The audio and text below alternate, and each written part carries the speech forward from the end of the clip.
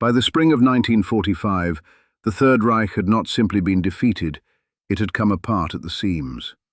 Across Germany, the remnants of a vast military organism collapsed into a landscape of burned forests, cratered roads, and silent factories. Nowhere was this collapse more visible than in the fate of the Panzer divisions. These formations, once the virtuosos of Blitzkrieg, ended the war scattered, immobilized, and waiting beneath a foreign sky for the verdict of their conquerors. For 6 years, the Panzer divisions had served as the kinetic hammer of a regime intent on total annihilation. These were not simply machines, they were apex predators, engineered with a singular, ruthless purpose. The Tiger I, with its 88mm KWK-36, and the Panther, mounting the high-velocity 75mm KWK-42, were mobile fortresses capable of dispatching Allied armour from 2,000 metres, distances at which their opponents could only watch the muzzle flash before the impact.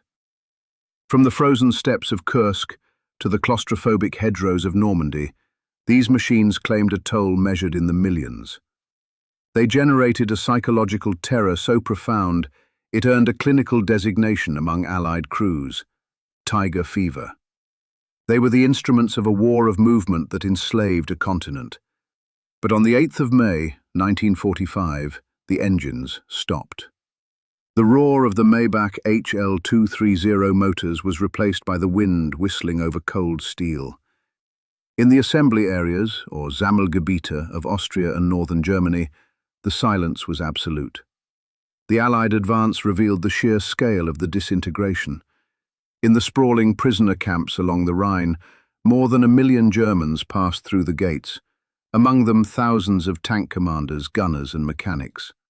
The Americans surveying the concentration of armour at Rokycany and Pilsen found more than 1,000 vehicles standing in orderly rows, their engines still warm from the roads of Bohemia. The sight astonished men who had spent years fighting these machines across Europe. What had once been the sharpest edge of Hitler's war now stood mute, guarded by MPs who could scarcely comprehend the quantity of surrendered steel before them. Intelligence reports from the Supreme Headquarters Allied Expeditionary Force estimated that between 5,000 and 7,000 operational German armoured fighting vehicles were surrendered in May 1945. In the courtyards of factories in the Ruhr, hundreds of jagged, unpainted hulls sat in rows. In the surrender fields of Bohemia, entire Panzer divisions parked in parade formation, their guns elevated, waiting for a conqueror. The war was over, but the entity that had waged it, the Panzerwaffe, remained. It was a problem of both physics and metaphysics. What happens to a war machine when the war ends? The 45-ton beasts did not vanish into the ether, and neither did the men who crewed them.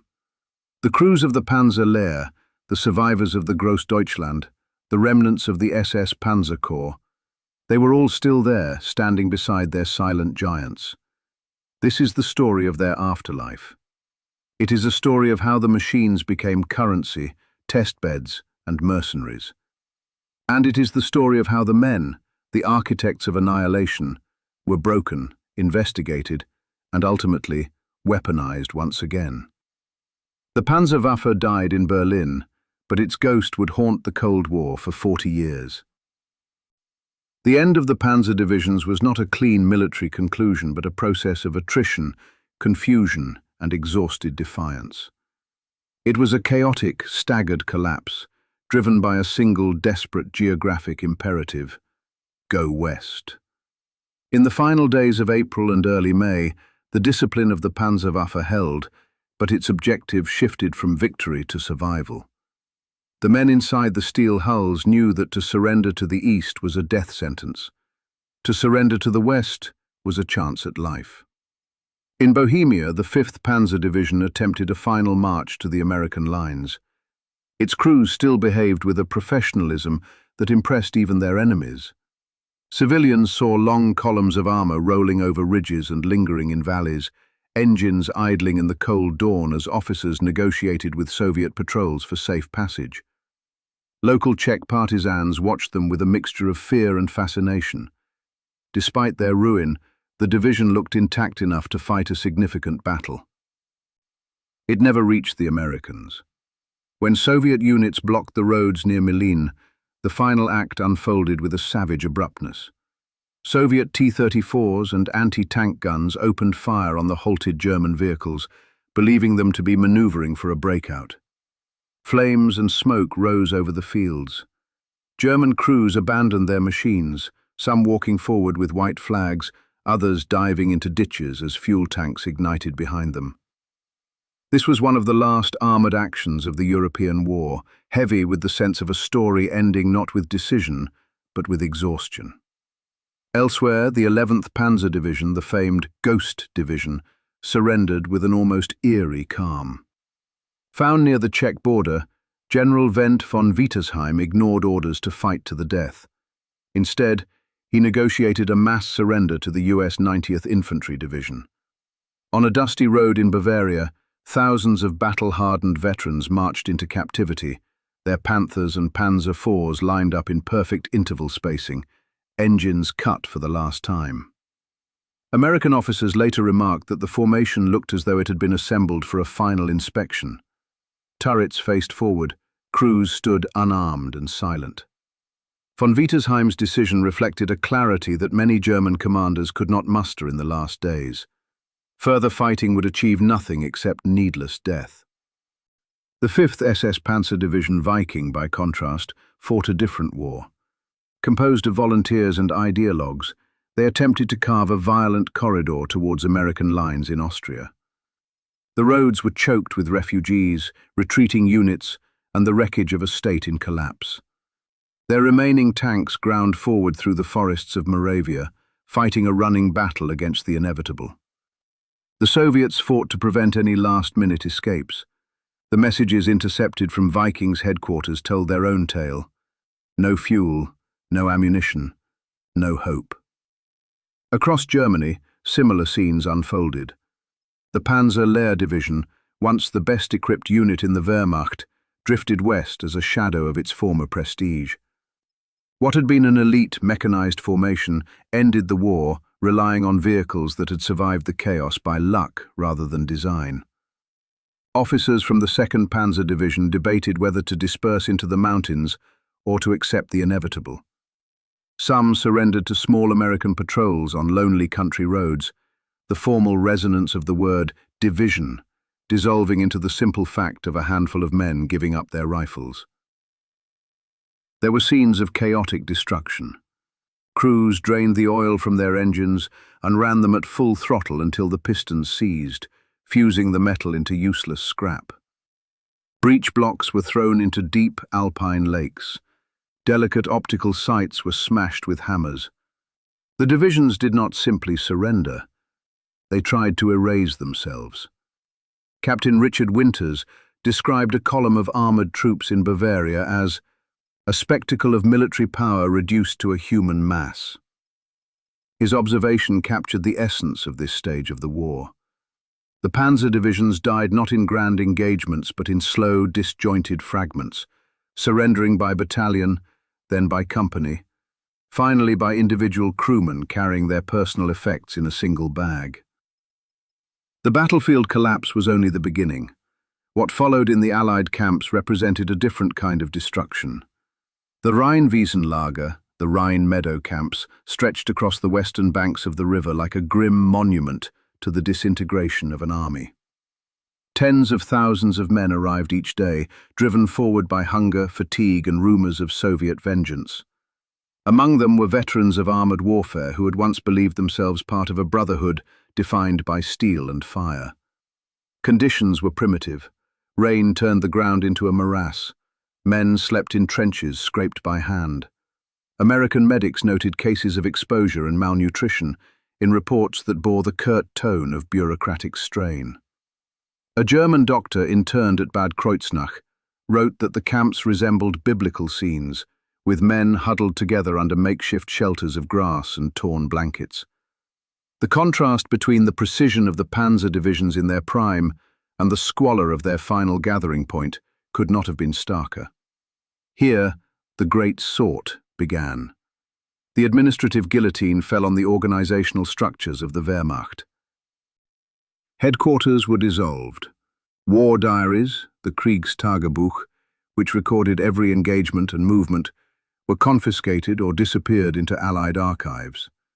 The insignia that had once been badges of honor, the pink piping of the Panzer troops, the cuff titles of the elite divisions, were ripped from uniforms and discarded in muddy piles. The titles that men had carried with fierce pride, First Panzer, Großdeutschland, Viking, ceased to exist even as concepts. The destruction of the Panzer divisions was not simply physical or military. It was administrative, systematic, and final.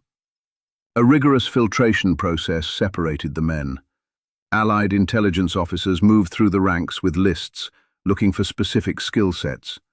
Signals officers, artillery plotters, and logistics coordinators were separated from the infantry. The Allies were not looking for soldiers, they were looking for technicians. For the officers of the Waffen-SS, the reckoning was brutal. The camps were not sanctuaries but holding pens for the hangman. In the segregated compounds, a terrified scramble for anonymity took place. Men tore the Totenkopf skulls from their collars and burned their blood group tattoos with cigarettes, desperate to fade into the grey mass of the regular army. They were pulled from the lines and sent to specialised interrogation centres like the London Cage in Kensington. The Malmedy massacre trial hung over the 1st SS Panzer Division like a shroud. The Allies were not looking for tank commanders to discuss tactics, they were looking for murderers to hang. In the Soviet zones, there was little ambiguity. Thousands of armoured troops were herded into cattle cars bound for labour camps in the Arctic and Central Asia. The journey alone pushed many to the edge of endurance. Vorkuta, with its subterranean mines and endless winter, consumed prisoners in a remorseless cycle of labour and illness. Men who had once manoeuvred sophisticated vehicles now hauled carts of coal beneath frozen ceilings. The weight of silence hung over the camp at night. Those who survived recalled the sense that they had entered a place designed not merely to punish, but to erase. Karaganda offered a marginally different fate. Prisoners rebuilt railways under a sun that baked the steppe in summer and froze it solid in winter. One Panzer driver remembered the moment he realized that his survival depended on obedience rather than the initiative that had once marked him as a skilled crewman. While the men rotted in the cages, the machines were subjected to forensic science. If the men were stripped of identity, the machines that had defined their service were subjected to a colder scrutiny. In the British sector, this hunt for data coalesced into the extensive post-war tank trials at Haustenbeck, near Paderborn. Unlike the rocket tests at Cuxhaven, the work at Haustenbeck was focused purely on the physics of armoured warfare. The British Army established a perimeter around the former German testing grounds, intent on scientifically benchmarking the German engineering against their own. To do this, they did not rely on British personnel alone. Instead, they conscripted the men who built and fought them. Under the command of British technical officers, a workforce of German mechanics, engineers, and veteran tank crews was gathered. These men, technically prisoners of war, were ordered to restore a squadron of Panther Ausf G tanks and Jagdpanthers to factory condition. The atmosphere was surreal. British officers directed German crews in the maintenance of Wehrmacht heavy armour, just months after they had been killing each other in the Falaise pocket.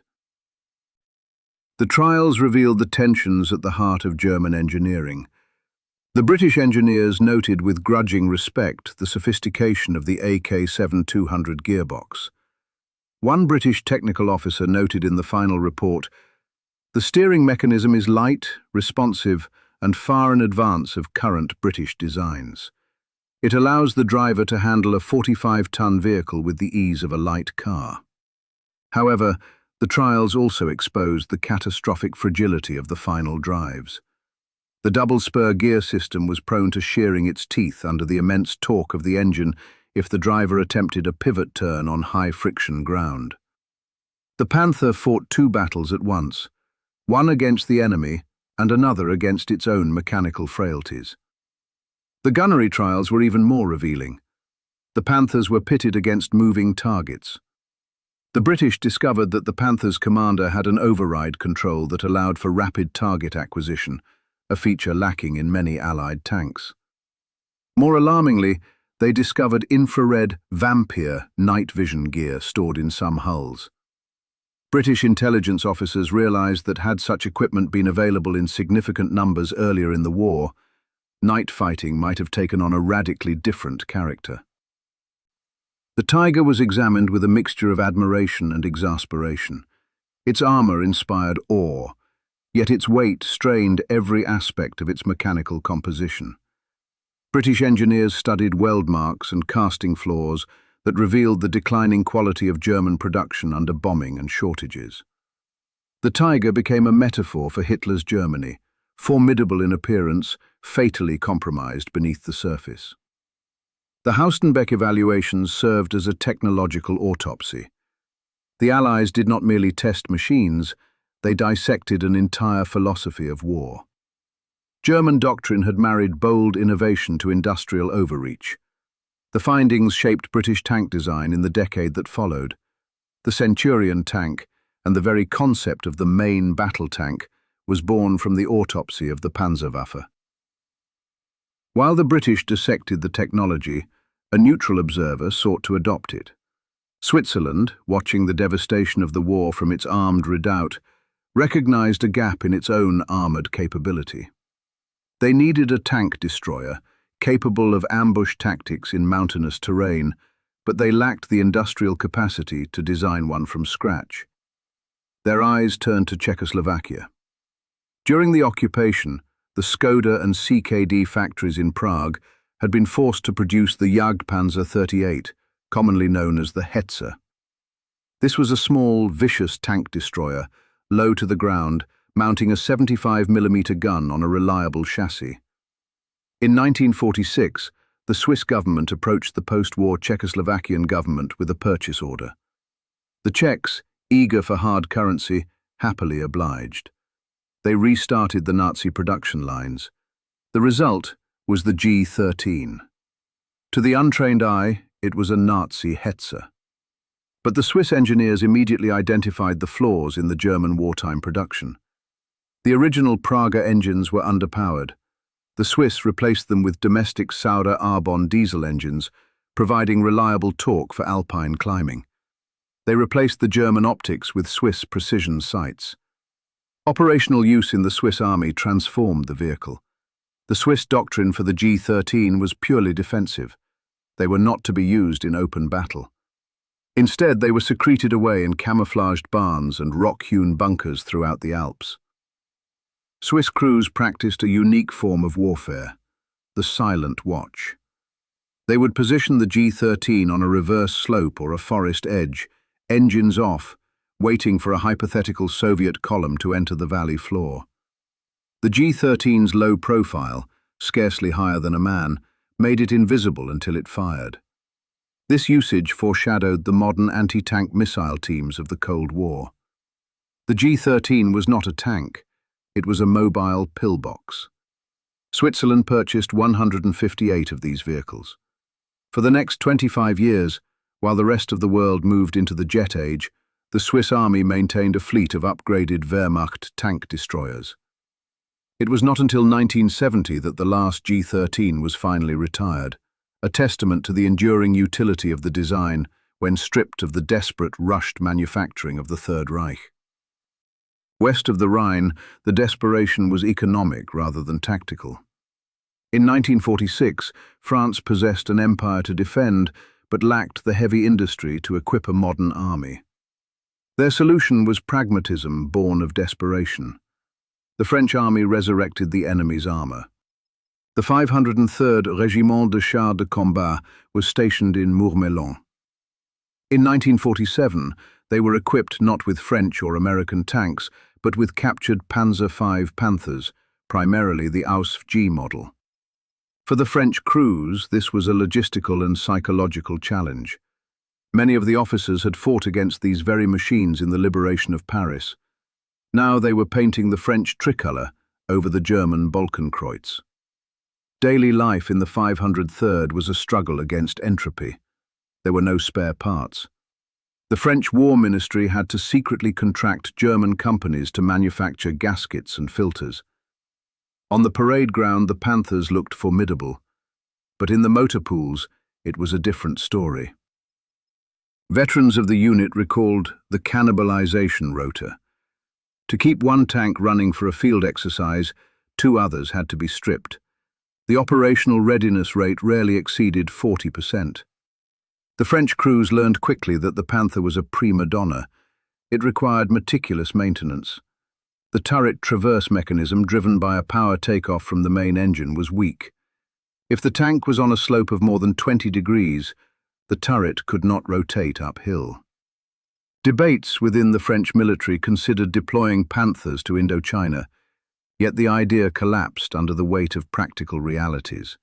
The terrain, climate, and infrastructure rendered such machines unsuitable. Roads dissolved in monsoon rains, bridges failed under heavy loads, and the logistics network could not support an engine that demanded constant attention. Yet, this experience was crucial. The classified Report Le Panther of 1947 was a damning critique that influenced French doctrine for decades. It taught the French officer corps that heavy armor and big guns were useless without reliability. It led directly to the philosophy behind the AMX-30 and the Leclerc: speed, firepower, and above all, strategic mobility. The French learned what not to build by trying to keep the Panther alive. The diaspora of the Panzerwaffe extended to the very fringes of the Iron Curtain. In the north, the Stug 3 became a Finnish icon. One particular assault gun, credited with destroying multiple Soviet tanks during the defense of Tali-Ihantala, remained in service long after the guns of Europe had fallen silent. Veterans gathered around it in ceremonies, treating it not as a relic but as a symbol of national survival. They were buried in forests along the Karelian border, silent guardians against the return of the Red Army. But the most static legacy was found in the Balkans. Along the Bulgarian-Turkish border, the Warsaw Pact constructed the Krali-Marko line. Here, the Cold War literally cemented the legacy of the Second World War. Hundreds of Panzer IV and Panzer III turrets were removed from their chassis. Concrete bunkers were poured into the hillsides, and the turrets were mounted on top. These were not temporary field fortifications. They were complex defensive works with underground ammunition stores, crew quarters, and filtration systems for nuclear fallout. Operational until the late 1980s, these bunkers were manned by Bulgarian conscripts. Imagine the psychological experience. A young soldier in 1980 sitting inside a rusted steel turret manufactured in Essen in 1943, manually cranking the traverse wheel to aim a Nazi gun at a NATO border. It was a fossilized layer of defense, proving that in the logic of the Cold War, a 75mm gun was still a 75mm gun, regardless of who forged it.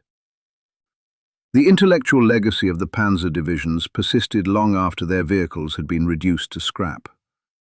By the mid-1950s, the machines were rusting, but the men were returning. The formation of the Bundeswehr in 1955 presented a moral crisis for the West. NATO needed a West German army to stand against the Soviet hordes in the Fulda Gap. But who could lead it?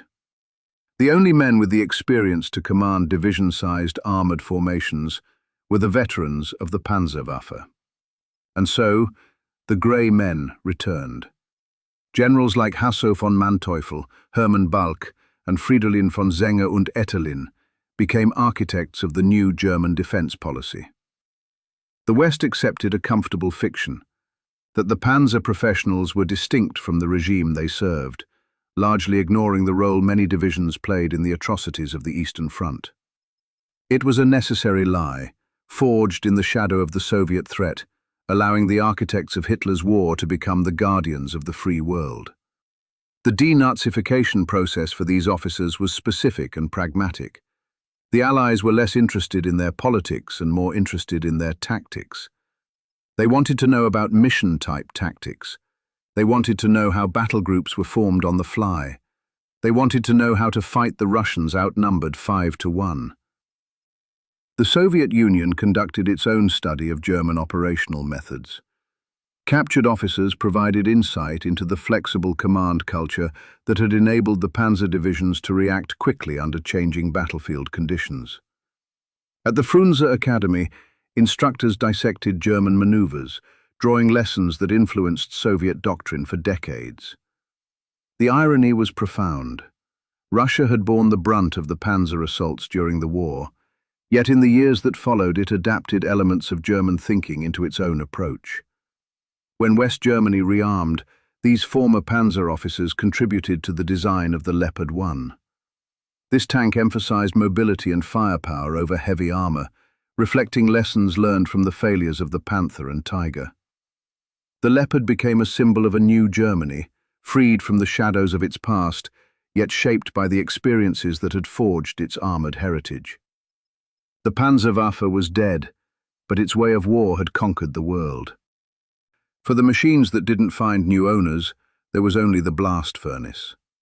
By 1946, Europe faced a catastrophic steel famine.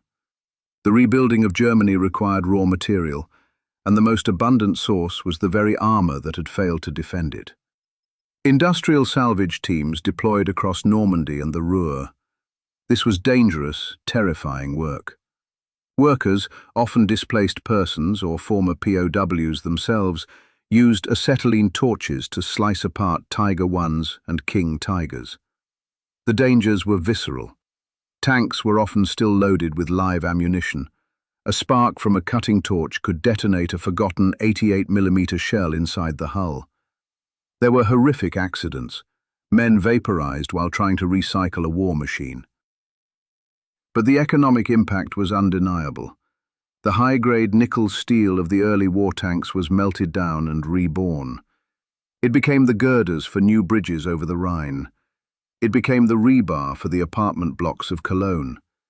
It became the body panels of the Volkswagen Beetle. The economic miracle of the 1950s was, in a very literal sense, built on the melted bones of the Panzerwaffe. Household items such as stoves and tools bore within them the remnants of tanks that had once thundered across European battlefields. It was a transformation that reflected Germany's struggle to shed the legacy of militarism and embrace a new civilian identity. The final and perhaps most violent chapter would be written in the heat of the Levant. The road to the Golan Heights began with a loophole in international law and the desperation of a young nation. Syria, seeking to counter the growing strength of the Israel Defense Forces, needed armor. They found it in the surplus yards of Europe. They arrived not as conquerors, but as contraband, shipped through shadowy arms deals from Spain and Czechoslovakia, bought by a Syrian military desperate for armor at bargain prices. Dozens of Panzer IVs and Stug 3s, veterans of the Eastern Front, were offloaded in Latakia. The Syrians did not treat them as antiques. They were active combatants. Syrian mechanics performed a series of desert modifications. They installed Soviet radio sets.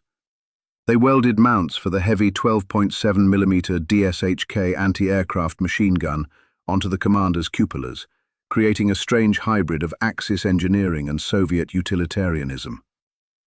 In June 1967, during the Six-Day War, these machines faced their final test. On the Golan Heights, the Syrian army dug their Panzer IVs into hull-down revetments.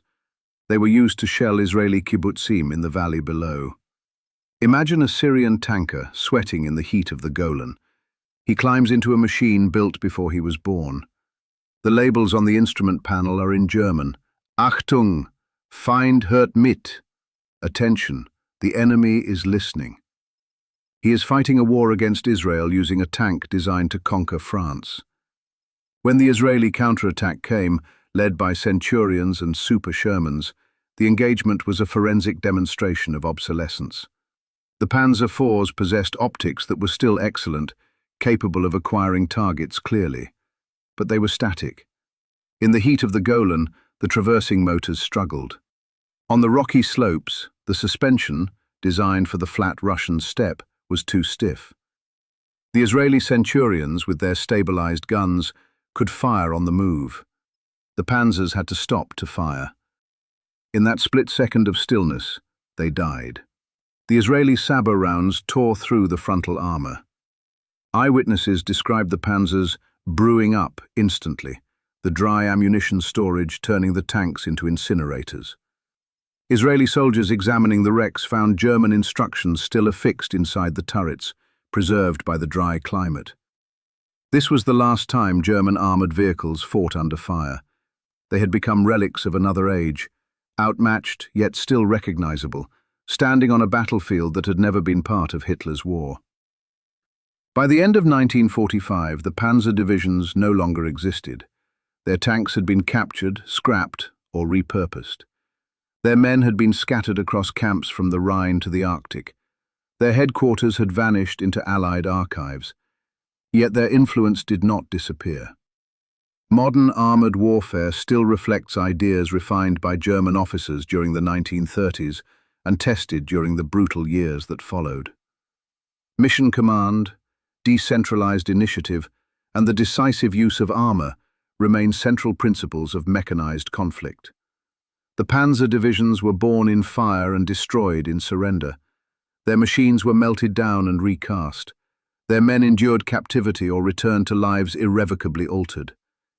Yet the intellectual DNA of their doctrine seeped into the strategic thinking of both East and West. Every tank that rolls across a modern battlefield carries within it an echo of the divisions that once roared across Europe. We see it today as Cold War relics are pulled from storage to fight in Eastern Europe, proving that the logic of armour is cyclical. The Panzerwaffe died in 1945. Its shadow did not.